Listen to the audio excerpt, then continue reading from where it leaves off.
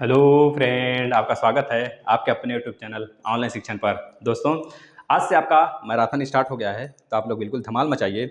और यह सोचकर, क्योंकि आपके एग्ज़ाम बहुत नज़दीक हैं, अब हम कोई रिस्क नहीं ले सकते, क्योंकि अब हमें क्वेश्चन कराने हैं राजन सीरीज से। अब इस पर हम क्वेश्चन लिखेंगे, 4 ऑप्शन देंगे। डेली कम से कम नहीं तो आपको 20 क्वेश्चन कराया जाएगा। 20 क्वेश्चन को मानिएगा दोस्तों अमृत बिल्कुल, क्योंकि यहाँ से ज़रूर आपके एग्जाम में क्वेश्चन फंसेंगे। दोस्तों, जिसको भी डिटेल में नॉलेज लेना है हर एक टॉपिक के लिए, प्लेलिस्ट में जो बच्चे पुराने हैं वो जानते होंगे, वो जाएं प्लेलिस्ट में, अच्छे तरीके से गहनता से अध्ययन करें। एक एक टॉपिक को वह 2 से 3 दिन में ख़त्म कर सकते हैं अगर यहाँ पे प्रैक्टिस कर सकते हैं। यहाँ पे ना ही कोई सी चीज़ को एक्सप्लेन किया जाएगा ज़्यादा, क्योंकि टाइम बहुत ही कम है दोस्तों, लिमिटेड हैं। तो आपके एग्जाम के लिए मैराथन चलाया गया है, आप इसे ध्यान से क्वेश्चन के माध्यम से समझते चलेंगे। चलिए स्टार्ट कर लेते हैं। पहला क्वेश्चन देखिएगा, ध्यान से लिखेंगे। अत्याधुनिक काल में निम्नलिखित में से प्रदूषण का कारण है। अत्याधुनिक अत्याधुनिक अत्याधुनिक काल में निम्नलिखित में से निम्न में से प्रदूषण का कारण है। निम्न में से प्रदूषण का कारण है। क्या है? ऑप्शन नंबर ए ले लेंगे दोस्तों, गंदी नाली। ऑप्शन नंबर बी ले लेंगे, रेडियोधर्मी पदार्थ।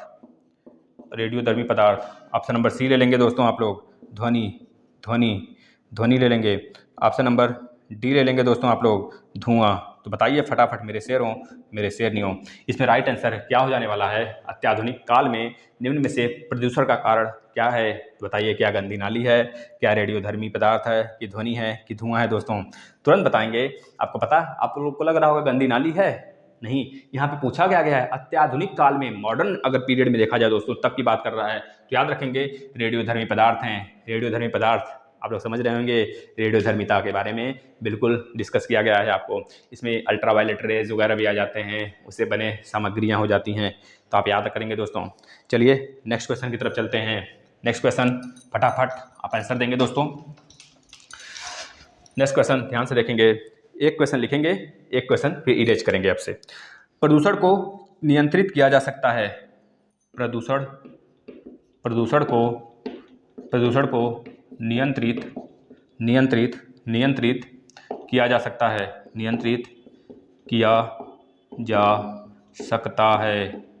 है। ऑप्शन नंबर ए ले लेंगे दोस्तों, सीवेज उपचार के द्वारा।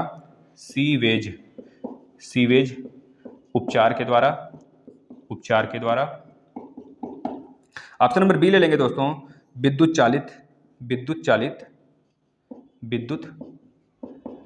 विद्युत चालित वाहनों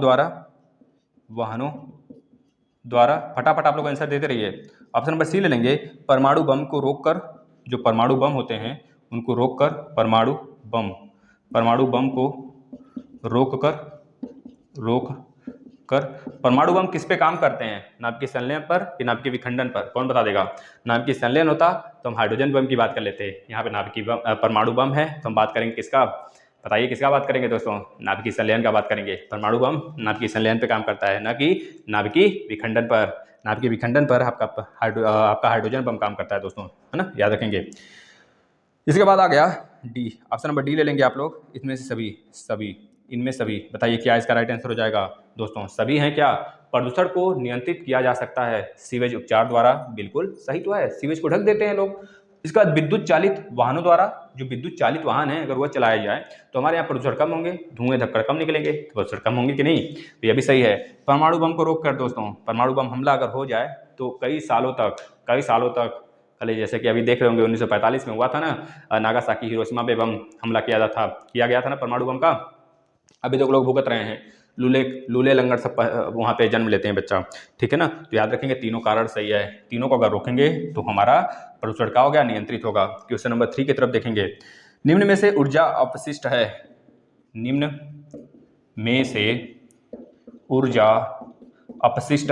ऊर्जा अपशिष्ट क्या है? ऑप्शन नंबर ए ले लेंगे, क्या वाहित क्या वाहित मल है? वाहित मल, वाहित मल दोस्तों, वाहित मल जो हमारे घरों से निकलता है।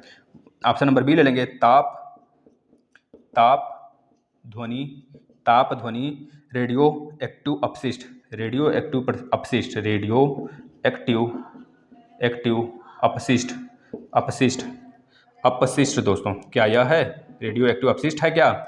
ऑप्शन नंबर सी ले लेंगे दोस्तों, द्रव अपशिष्ट, द्रव अपशिष्ट, द्रव अपशिष्ट, द्रव अपशिष्ट है क्या? ऑप्शन नंबर डी ले लेंगे दोस्तों, क्या है? ठोस अपशिष्ट है क्या? ठोस अपशिष्ट, ठोस अपशिष्ट, अपशिष्ट लिख लीजिए, ठोस अपशिष्ट है क्या? इसमें से कौन सा राइट आंसर होगा मेरे मित्रों? फटाफट आप लोग बता देंगे। अभी तो हमने इसका आंसर कराया था आपको, ऊपर कौन सा क्वेश्चन था? अत्याधुनिक काल में निम्नलिखित में से प्रदूषण का कारण क्या है? हमारे मित्रों आपने बताया था रेडियो एक्टिव अपशिष्ट, तो बस ताप हो, ध्वनि हो, रेडियो एक्टिव अपशिष्ट हो, तो यही तो सही होगा हमारा आंसर, ठीक है ना। देखिए किसी क्वेश्चन में आपको लगेगा ना कि चारों चारों चारों के चारों ऑप्शन सही हैं, है ना, तो याद रखेंगे जिस तरह अगर इसमें लगा आपको क्या ये भी सही है, ये भी सही है, ये भी सही है, लेकिन नीचे दिया है सभी, तो आप सभी भी टिक कर दिए। लेकिन अगर यहाँ पे एक और ऑप्शन दिया होता तो आप इसमें से सबसे अप्रोप्रिएट देखते, कौन सबसे अप्रोप्रिएट, सबसे बिल्कुल अच्छा है, मतलब कि सबसे अच्छा ऑप्शन कौन सा सही है, उसको आप टिक करते, ठीक है ना। तो यह हो गया question number third. Question number fourth की तरफ चलते हैं। फटाफट दोस्तों आप लोग एक बार शेयर कर देंगे, जिससे अनेक बच्चे जो जुड़े नहीं हैं वह जुड़ जाएं, है ना। लाइकेन व ब्रायोफाइटा किस प्रदूषक के सूचक हैं? लाइकेन, लाइकेन व ब्रायोफाइटा, ब्रायोफाइटा, लाइकेन व ब्रायोफाइटा किस प्रदूषक के सूचक हैं? किस प्रदूषक के सूचक हैं? किस प्रदूषक के सूचक हैं? ऑप्शन नंबर ए ले लेंगे, ऑप्शन नंबर ए ले लेंगे अपना SO2 sulphur dioxide, option number B ले लेंगे CO2 carbon dioxide, option number C ले लेंगे कार्बन मोनोऑक्साइड CO। यह हमारे लंग्स में जो हमारा हीमोग्लोबिन होता है उसमें बहुत तेज घुलता है और हमारे मृत्यु का कारक बन जाता है दोस्तों, ये चीज़ याद रखेंगे, बहुत ही खतरनाक होता है। ये मोटर गाड़ियों से निकलता है, जो अध जले पदार्थ होते हैं, आधे जले घरों में गोहटी हो गया, लकड़ी हो गया, वहां से निकलते हैं। ये बहुत खतरनाक होते हैं दोस्तों, जहर होता है, समझ लीजिए। ऑप्शन नंबर डी की बात कर लें तो पैन, PAN, बताइए क्या होगा इसमें? SO2 होगा कि आपका क्या हो जाएगा? CO2 होगा, कार्बन मोनोऑक्साइड होगा कि पैन होगा? लाइकेन व ब्रायोफाइटा किस प्रदूषक के सूचक हैं? तो बता देंगे दोस्तों SO2 होगा। इसका राइट आंसर ए हो जाने वाला है दोस्तों। चलिए नेक्स्ट क्वेश्चन की तरफ बढ़ते हैं। क्वेश्चन नंबर 5, क्वेश्चन नंबर 5 फटाफट आप लिखिएगा। जल को प्रदूषित करने वाले कारक हैं। जल को प्रदूषित करने वाले कारक हैं, कौन है भैया? ऑप्शन नंबर ए ले लेंगे पारा सीसा, ऑप्शन नंबर बी ले लेंगे सोना चांदी, ऑप्शन नंबर सी ले लेंगे तांबा टीन, ऑप्शन नंबर डी ले लेंगे पीतल और चांदी। बताइए फटाफट मेरे मित्रों, इसमें से राइट आंसर क्या हो जाएगा? जल को प्रदूषित करने का कारक क्या है? पारा सीसा है, सोना चांदी है, तांबा टीन है कि पीतल और चांदी है? फटाफट मेरे मित्रों आपका जवाब आना चाहिए। देखिए जो जल को प्रदूषित करता है, जाहिर सी बात है पारा, और शीशा जो हमारे मोटरसाइकिलों से या फिर हमारे मोटर वाहनों से निकलता है दोस्तों, शीशा बहुत खतरनाक होता है। लेड, PB दोस्तों बहुत खतरनाक होता है, याद रखेंगे। लेड, आपको बोला गया था ना कि आप पीरियोडिक टेबल में कम से कम 50 तक तत्व को याद कर लीजिए। आप याद करते क्यों नहीं है? याद करिए, ठीक है। चलिए सोना चांदी तो होगा नहीं, जैसे कि चांदी का 47 और सोना का 79 होता है परमाणु क्रमांक। तांबा, कापर का hydrogen, helium, lithium, beryllium, boron, carbon, nitrogen, oxygen, fluorine, neon, sodium, magnesium, aluminium, silicon, phosphorus, sulphur, chlorine, argon, potassium, calcium, scandium, titanium, vanadium, chromium, manganese, iron, cobalt, nickel, copper, zinc. टीन तो भैया 50 होता है।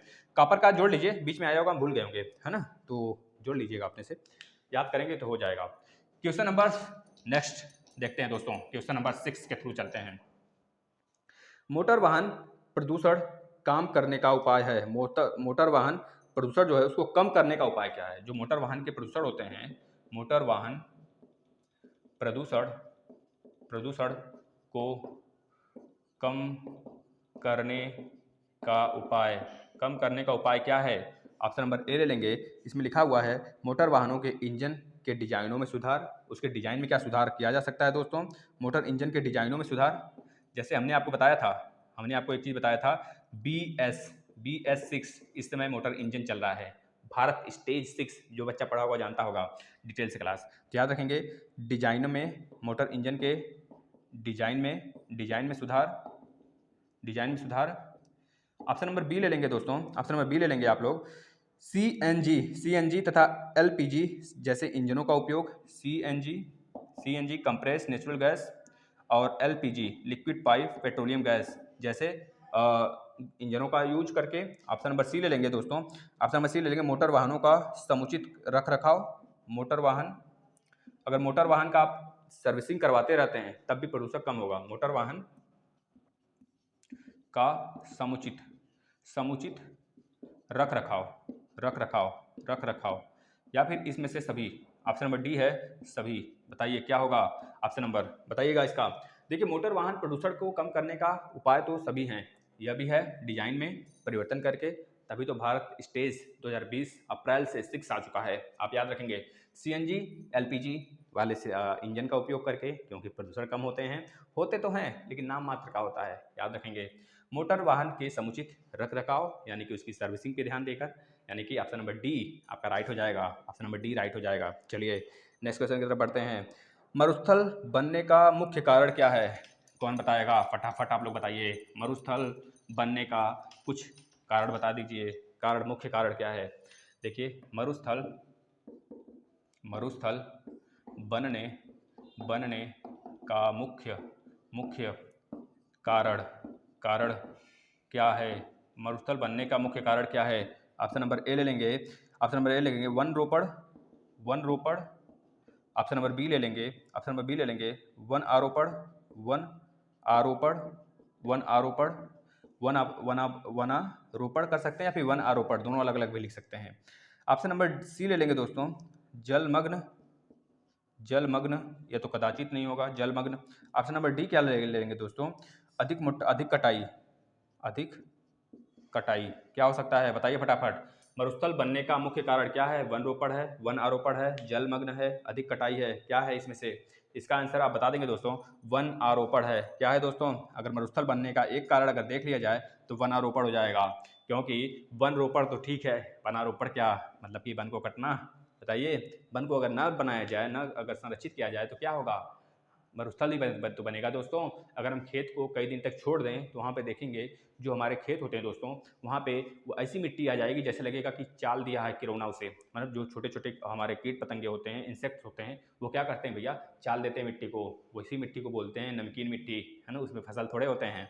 याद रखेंगे दोस्तों, इसका राइट आंसर बी हो जाने वाला है। नेक्स्ट क्वेश्चन की तरफ बढ़ते हैं, आप ध्यान देंगे इसको। मेथिल मैग्नीशियम ब्रोमाइड पर जल की क्रिया द्वारा हमें प्राप्त होता है। मेथिल मैग्नीशियम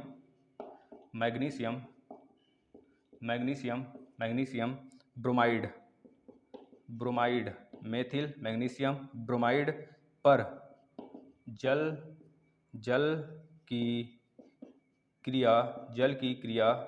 की क्रिया द्वारा हमें क्या प्राप्त होता है? हमें प्राप्त होता है भैया? मेथिल मैग्नीशियम ब्रोमाइड पर जल की क्रिया द्वारा हमें क्या प्राप्त होता है? ऑप्शन नंबर ए लिख लेंगे C2H6 प्राप्त होता है। ऑप्शन नंबर बी लिख लेंगे CH4 मेथेन प्राप्त होता है। ऑप्शन नंबर डी लिख लेंगे ऑप्शन नंबर डी लिख लेंगे CH3OH प्राप्त होता है। ऑप्शन नंबर डी लिख लेंगे दोस्तों, ऑप्शन नंबर डी लिख लेंगे C2H5OH क्या प्राप्त होता है? बता देंगे दोस्तों क्या C2H6 प्राप्त होता है? यानी C6H6 रहता तो बेंजीन बता देते।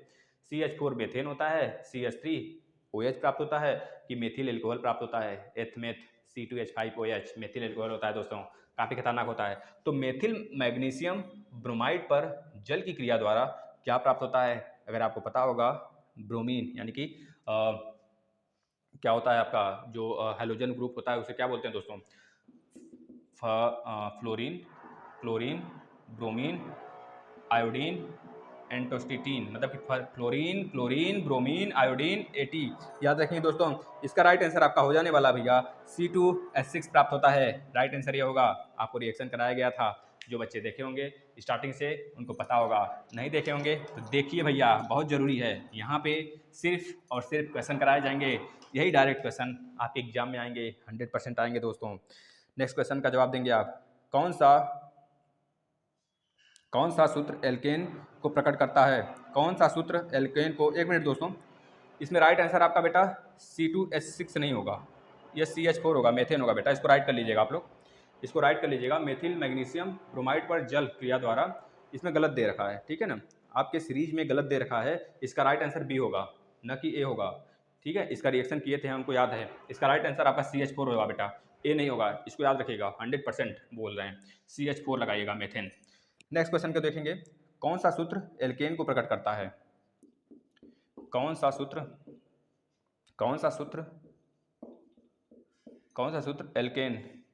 एल्केन को प्रकट करता है? कौन सा सूत्र है जो एल्केन को प्रकट करता है? एल्केन को ऑप्शन नंबर ए ले लेंगे, C2H6 है। ऑप्शन नंबर बी ले लेंगे, C3H6 है। ऑप्शन नंबर सी ले लेंगे भैया, C7H14 है। ऑप्शन नंबर डी ले लेंगे कि C9H18 है। फटाफट मेरे मित्रों, C9H18 दे दिया है। देखिए बहुत ही ज़्यादा थोड़ा सा ना एग्जामिनर क्या कर देता है ना, खुद क्लियर कर देता है कि बच्चे अगर थोड़ा सा भी अगर अपना कॉन्शियस माइंड लगाए ना अपना, तो तुरंत वो पकड़ लेंगे, है ना। देखिए इसी तरह का एग्जाम्पल दिया हुआ है। कौन सा सूत्र एल्केन को प्रकट करता है? आपको एल्केन का फॉर्मूला बताया गया था, याद करिएगा, CnH2n+2 भैया एल्केन का होता है। एल्कीन का फॉर्मूला बताया गया था CnH2n बताया गया था। एल्काइन का फॉर्मूला बताया गया था CnH2n-2 बताया गया था भैया।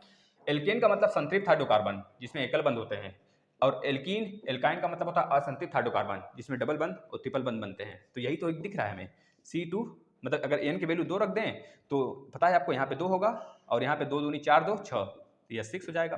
मतलब कि एथेन मेथेन होता है कि मेथेन एथेन होता है, क्या होता है? एथेन मेथेन होता है, मेथेन एथेन होता है। ठीक है दोस्तों, तो एथेन आपका यही राइट आंसर हो जाएगा। चलिए नेक्स्ट क्वेश्चन की तरफ बढ़ते हैं भैया। देखिए एग्जाम में कितना बेवकूफ़ी कर देता है कभी काल के, जो बच्चा थोड़ा सा भी पढ़ा होगा ना तो उसको बहुत सटीकता से वो अपना आंसर कर सकता है, कोई दो राय नहीं इसमें। कच्चे फलों को पकाने में सहायक होता है? कच्चे फलों को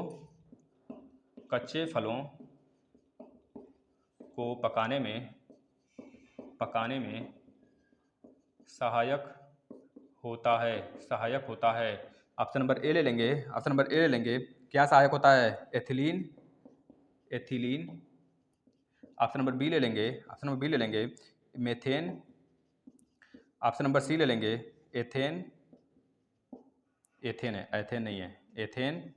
ऑप्शन नंबर डी ले लेंगे, प्रोपेन। मोस्ट इंपॉर्टेंट क्वेश्चन, बहुत ही अच्छा क्वेश्चन दोस्तों, ये आपके यूपी टेट में भी आ सकता है। तो बता देंगे एथिलीन तो है, एथिलीन ही तो एक गैस होता है, एक एसिटिलीन होता है, वो प्राकृतिक गैस के थ्रू आ जाता है, सॉरी मानव निर्मित गैस है एथिलीन, लेकिन प्राकृतिक नेचुरल गैस आ जाता है दोस्तों, ये चीज़ याद रखेंगे, एथिलीन। ठीक है, ये एक तरह से आपका हार्मोन्स भी है पादप का, ये चीज़ याद रखेंगे दोस्तों। ठीक है, चलिए नेक्स्ट क्वेश्चन की तरफ बढ़ते हैं।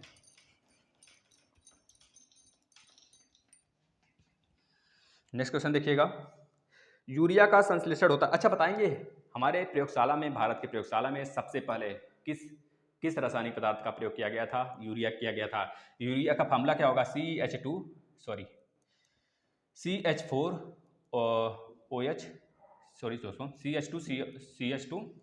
क्या होता है बताइए? NH2, सॉरी गलत हो रहा है, देखिए ये तो गलत हो रहा था, NH2CH दोस्तों याद रखेंगे, NH2CH यह होता है यूरिया का फार्मूला, इसको आप नोट कर लेंगे, NH2CH यूरिया का संश्लेषण होता है, तो बता देंगे किसमें होता है यूरिया का संश्लेषण दोस्तों? ये तो मामूली सा क्वेश्चन है, अच्छा क्वेश्चन है। यूरिया का संश्लेषण जब आप इतने अच्छे तरीके से पढ़े हो तो इतनी छोटे मोटे क्वेश्चन क्यों डरना भैया। यूरिया का संश्लेषण होता है, कहाँ होता है? हमारे शरीर के किस भाग में यूरिया का संश्लेषण होता है भैया? बताइए तो, किस डक्ट में होता है? आपको पता है ना, जहाँ से मूत्र विसर्जन होता है, याद रखेंगे भैया। ठीक है, याद रखेंगे उसको। ऑप्शन नंबर ए वृषण में होता है। जो मानव में, जो मैन में होता है, मेल में होता है। ऑप्शन नंबर बी फेफड़े में होता है। ई क्या पूछ रहा है, फेफड़े। फेफड़े में तो हम लोग अपना फेफड़े से भैया हम क्या करते हैं, ब्लड को शुद्ध करते हैं ना। फेफड़े में, लंग्स में जाके क्या होता है, वही सांस आती है अंदर ना, फेफड़े से ही तो जाती है। जो हमारा ब्लड होता है उसी में जाके तो उसमें ऑक्सीजन मिलाया जाता है, ऑक्सीडेशन, ऑक्साइड होती है, फिर हमारे महाधमनी के, महाशिरा से हमारे पूरे शरीर में आती है। पता होगा ना, फेफड़े में। यह भी गलत होगा। ऑप्शन नंबर सी बताएंगे आप लोग, यकृत, मतलब लीवर की बात कर रहा है, यकृत। यकृत में ऑप्शन नंबर डी बताएंगे, अग्नाशय। देखिए इसमें ऑप्शन ही ऐसा दिया है कि आप लोग फटाफट बता लेंगे दोस्तों, अग्नाशय। बताइए, तो राइट आंसर हमारे समझ से बच्चे सी हो जाएगा। आप इसे सी ही लगाएंगे और राइट आंसर भी यही होगा। वृक्कों का कार्य है, वृक्क का कार्य क्या है, वृक्क, वृक्क का कार्य क्या है बताइए। स्क्रेटरी सिस्टम जो आपका, उसका कार्य क्या होता है, ठीक है। इंडोक्राइन, एक्सोक्राइन सब बताया गया आपको, आप पढ़िए, पिछला वीडियो देखिए। वृक्कों, वृक्कों का कार्य क्या है, वृक्कों का कार्य क्या है, क्या है। ऑप्शन नंबर ए ले लेंगे, ऑप्शन नंबर ए ले लेंगे, श्वसन करना, ब्रीथिंग। ऑप्शन नंबर बी ले लेंगे, भैया ब्रीथिंग तो लंग्स का काम होगा, ये कहाँ करेगा ससुरा, निश्वसन, निश्वसन, निश्वसन, निश्वसन, निश्वसन भैया। देखिए कभी कभी चकपका जाते हैं हम भी।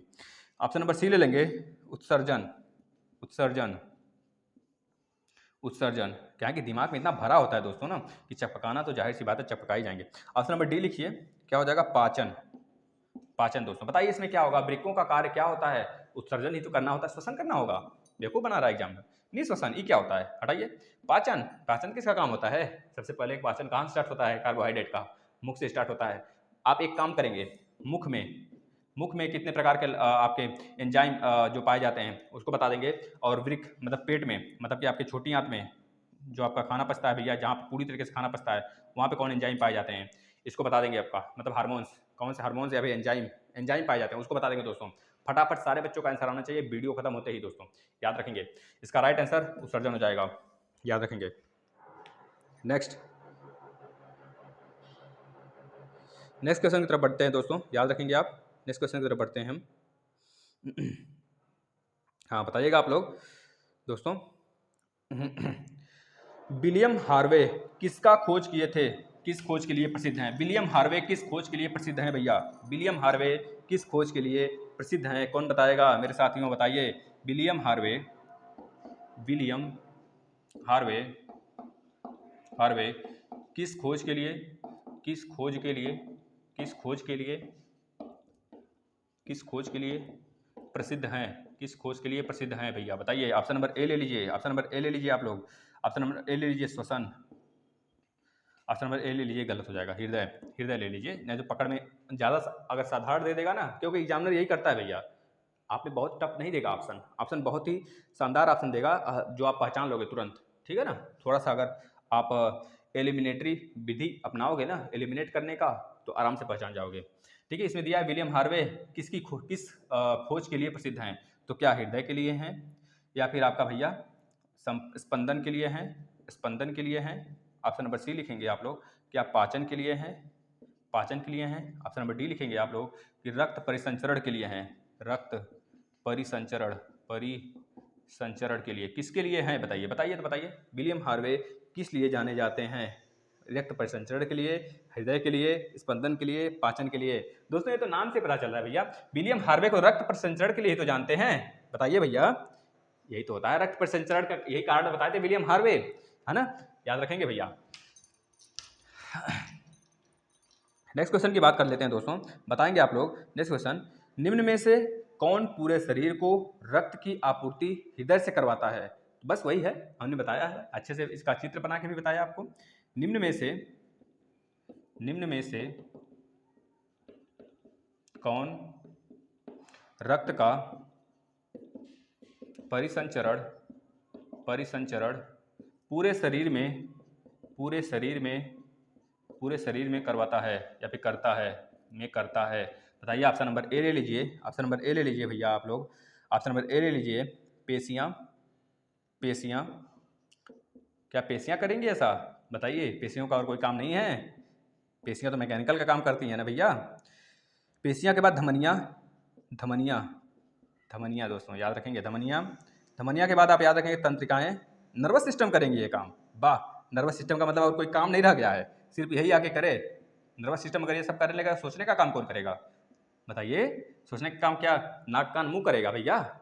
यही तो करता है तंत्रिका तंत्र। तंत्रिकाएं जो होती हैं भैया वो आपकी सबसे सुपर होती हैं। तंत्रिका याद रखेंगे, नर्वस सिस्टम इधर पीछे वाला पूरा यही होता है आपका।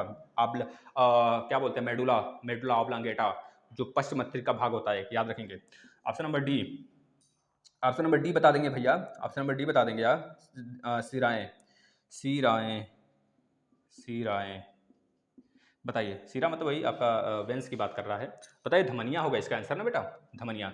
सिराएं तो अशुद्ध खन ले अशुद्ध ब्लड ले जाती हैं, जो कि डीऑक्सीजनेटेड होता है, याद रखेंगे, है ना। आपका दायां निलय, दायां निलय, फिर आलिंद, आलिंद से फिर ऊपर चला जाता है, फिर कह लीजिए कि इधर आता है आपका बायां निलय, बायां आलिंद, फिर महाधमनियों के थ्रू पूरे शरीर में आ जाता है दोस्तों, याद रखेंगे। ये बातें आपको बताई गई है। इसका राइट आंसर धमनियाँ हो जाएगा। नेक्स्ट क्वेश्चन का आंसर आप लोग फटाफट दीजिएंगे। चलिए चलिए चलिए, थोड़ा ढीले ना पड़िए भैया। देखिए हम सुस्त नहीं है तो आप भी सुस्त नहीं होंगे। ग्लाइकोलिसिस में कितने एटीपी अणुओं का लाभ होता है? ग्लाइकोलिसिस, ग्लाइकोलिसिस, ग्लाइकोलिसिस में कितने कितने एटीपी एटीपी एटीपी अणुओं एटीपी अणुओं एटीपी अणुओं का लाभ होता है? एटीपी अणुओं का लाभ होता है, बताइए कितने का होता है? ऑप्शन नंबर ए ले लेंगे 0, ऑप्शन नंबर बी ले लेंगे 2, ऑप्शन नंबर सी ले लेंगे 4, ऑप्शन नंबर डी ले लेंगे 8। बताइए इसमें राइट आंसर क्या हो जाने वाला है? फटाफट मेरे मित्रों, शाबाश शाबाश मेरे शेरों, ऑप्शन नंबर बी राइट होगा, ठीक है ना। डिले नहीं करेंगे, फटाफट थोड़ा सा फास्ट कर लेते हैं, कम से कम 20 क्वेश्चन तो हो जाएं, है ना, याद रखेंगे। बताएंगे दोस्तों एटीपी है, एटीपी क्या है? एटीपी, एटीपी तो एक ऊर्जा है, ऊर्जा का बैंड बॉन्ड है, यही तो बोलते हैं एटीपी। यही तो ऊर्जा का कारण होता है हमारे शरीर में दोस्तों, माइटोकांड्रिया, याद रखिए, ऊर्जा ग्रह बोला जाता है। ऑप्शन नंबर ए, ऑप्शन नंबर ए क्या है? एक एंजाइम जो ऑक्सीकरण क्रिया चलाता है, यह एक एंजाइम है, एंजाइम है जो ऑक्सीकरण ऑक्सीकरण ऊर्जा चलाता है, ऊर्जा चलाता है। ऑप्शन नंबर बी ले लेंगे दोस्तों, ऑप्शन नंबर बी दिया है आपका, क्या दिया है? एक हार्मोन है, एक हार्मोन है, या हार्मोन है, या क्या है? एक हार्मोन है। पागल बना रहे हो भैया तुम मुझे, बहकाओ मत, हम समझ रहे हैं आंसर क्या है इसमें है। ये क्या एक प्रोटीन है? बताइए क्या एक प्रोटीन है? प्रोटीन है। ये ऑप्शन नंबर डी है। एक अणु जिसमें ऊर्जा जो इसमें उच्च ऊर्जा उक्त फास्फेट बंद होते हैं। ऑप्शन नंबर डी में यही लिखा है, जिस जो आपका आंसर है, बता देते हैं। यह एक ऊर्जा, यह एक ऊर्जा, यह एक ऊर्जा यानी कि उच्च ऊर्जा, यहाँ लिख लीजिएगा उच्च, यह एक उच्च ऊर्जा, यह एक उच्च ऊर्जा फास्फेट, उच्च ऊर्जा युक्त फास्फेट फास्फेट फास्फेट बंध होती हैं, फास्फेट बंध होते हैं। आखिर क्या होते हैं भैया बताइए? राइट आंसर आपका तो डी ही होगा, क्योंकि ऊर्जा की जब बात हुई है एटीपी में, एटीपी एनर्जी लेवल होता है ना हमारा, तो ये होगा यह एक उच्च ऊर्जा युक्त फास्फेट बंध होते हैं दोस्तों, राइट आंसर डी हो जाएगा। नेक्स्ट क्वेश्चन की तरफ बढ़ते हैं। छापिए छापिए क्वेश्चन, आप लोग छापिए, सिर्फ बताइए मत आंसर, क्योंकि बताएंगे तो हम ना, बस जो बच्चा ये वेट कर रहा है कि सर बचाएंगे ना, बताएंगे तो यह गलतफहमी उसका है, याद रखिएगा। हम इसमें आपको एक ऐसा 20 क्वेश्चन तो कराएंगे, 20 क्वेश्चन में हर डेली 20 क्वेश्चन चलेगा आपका, जब तक एग्जाम नहीं होता है, डेली। अभी एमसीक्यू खत्म होगा तो हम लोग आ जाएंगे आपके कह लीजिए कि वन वर्ड पे आ जाएंगे, फिर उसके बाद हम लघु उत्तरी पे आएंगे, इस तरह आते चलेंगे। 17 देखिएगा, अनॉक्सी श्वसन का अंतिम उत्पाद है। अनॉक्सी, अनॉक्सी क्या होता है, कौन बताएगा? अनॉक्सी, अनॉक्सी श्वसन का अंतिम उत्पाद है, अंतिम उत्पाद है। अनॉक्सी श्वसन का अंतिम उत्पाद क्या है? Option number A starch, option number B pyruvic अम्ल होता है। ऑप्शन नंबर सी शर्करा होता है। Option number D ethyl alcohol ethyl है। एथिल एल्कोहल दोस्तों, मेथिल एल्कोहल नहीं, एथिल एल्कोहल आ गया इस बार। एथिल, मेथ एथ होता है ना, ethyl alcohol, ethyl alcohol, alcohol याद रखेंगे क्या है, एथिल एल्कोहल है कि शर्करा है कि पायरुविक अम्ल है कि स्टार्च है। अनॉक्सी शोषण का अंतिम उत्पाद तो क्या होना चाहिए, हमारे समझते तो स्टार्च होना चाहिए। 17वें का राइट आंसर क्या होना चाहिए? नहीं बेटा, स्टार्च इसमें कहाँ से आ जाएगा, अनॉक्सी में स्टार्च नहीं आएगा। ऑक्सी रहता तो ऑक्सीजन से रिलेटेड हो जाता और उसमें शर्करा आ जाता, स्टार्च आ जाता। जब ऑक्सी होता तो यहाँ पे अनॉक्सी लिखा है तो जाहिर सी बात है एथिल एल्कोहल होगा। जो पायरुविक एसिड है यह तब तो हमारे ऑक्सी से रिलेटेड हो जाएंगे ना, तो याद रखेंगे इसको। अच्छा क्वेश्चन था। इसके बाद आ जाते हैं दोस्तों नेक्स्ट क्वेश्चन की तरफ। क्वेश्चन नंबर 18 याद रखेंगे दोस्तों। केल्विन पैमाने पर पानी का क्वथनांक होता है। बहुत ही बेहतरीन तरीके से आपको बताया गया है। केल्विन पैमाने पर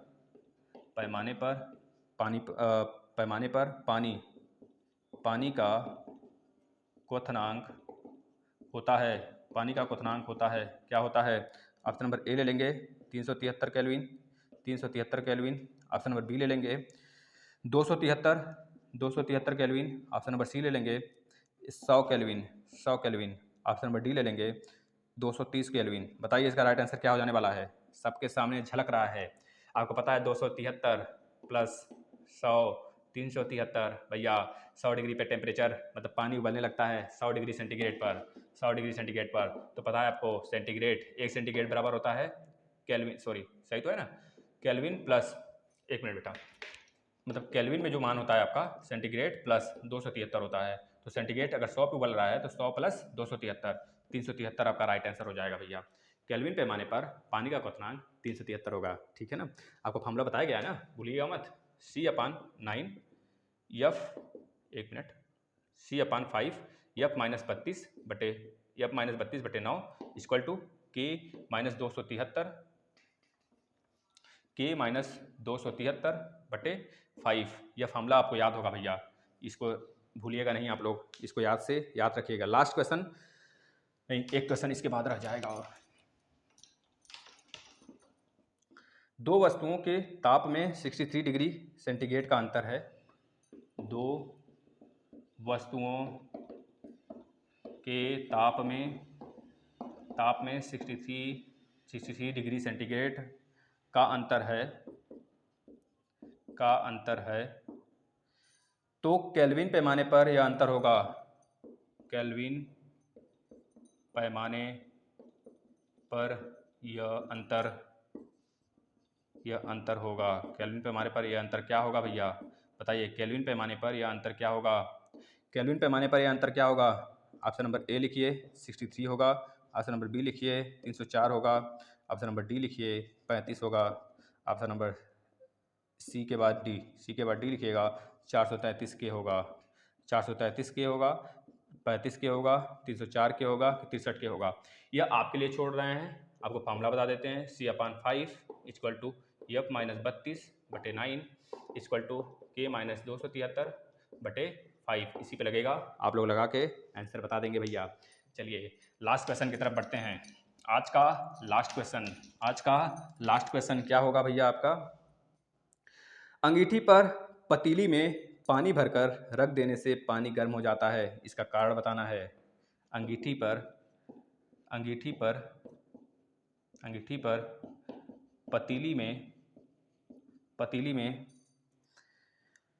पतीली भैया ऐसे लिखाएगा, कहाँ गड़बड़ हो जाता है भैया मात्रा हमारा।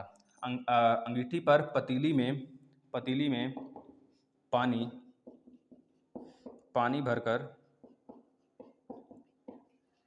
भरकर रख देने से पानी गर्म हो जाता है। पानी गर्म हो जाता है। अंगीठी पर पतीली में पानी भरकर रख देने से पानी गर्म हो जाता है। ऑप्शन नंबर ए लिखेंगे, क्या हो जाएगा? चालन तथा विकिरण द्वारा,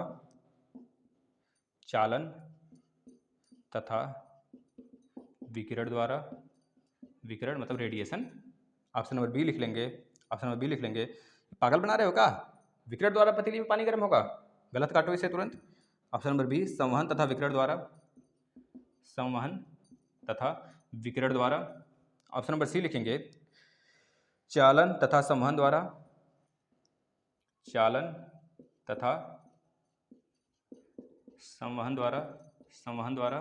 ऑप्शन नंबर डी लिख लेंगे आप लोग, ऑप्शन नंबर डी लिख लेंगे, ऑप्शन नंबर डी लिख लेंगे। क्या दिया है? चालन, संवहन तथा विकिरण द्वारा, चालन, संवहन तथा विकिरण द्वारा, तीनों को दे दिया है।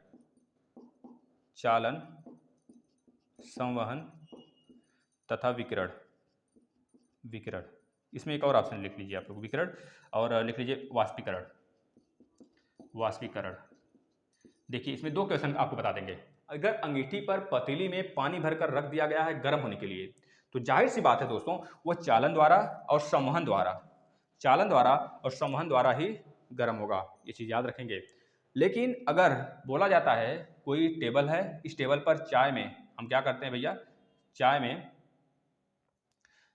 क्या करते हैं भैया, चाय में, ये चाय आपके लिए है, ये चाय आपके लिए है, एक कप चाय, रोज चाय मांगते हैं ना, लीजिए चाय, ये टेबल में। अगर टेबल पर एक कप चाय रख दें तो ये चाय किस प्रकार ठंडा होगा? चालन द्वारा, संवहन द्वारा, विकिरण द्वारा, वाष्पीकरण द्वारा। तो बता देंगे इनमें से सभी के द्वारा ये ठंडा होगा भैया, ये चीज़ याद रखेंगे, क्योंकि टेबल पे रखा है तो चालन द्वारा हो जाएगा, संवहन विकिरण तो इन्वायरमेंट्स में हो जाएगा दोस्तों, गैस और हमारे रेडिएशन के माध्यम से, और वाष्पीकरण तो हो ही रहा है। तो याद रखेंगे राइट आंसर। अगर इस तरह पूछेगा, ये टेबल पे रखा हुआ कप में जो पानी है, चाय है, जो भी हो, वो किस प्रकार ठंडा होगा? हमारे मित्रों आप बताएंगे किस माध्यम से ठंडा होगा? चालन, विकिरण, संवहन और वाष्पीकरण, चारों के द्वारा। ठीक है दोस्तों, चलिए विदा लेते हैं, आप लोग इसे ज़्यादा से ज़्यादा शेयर करेंगे, यही हमारा सोच होती है आपके प्रति। तो आप इसे शेयर करिएगा, क्योंकि अब तैयार नहीं हुए तो कभी तैयार नहीं हुए, यह नारा लगाते रहिए। बोलिए हर हर महादेव की जय। ठीक है दोस्तों, चलिए नमस्कार।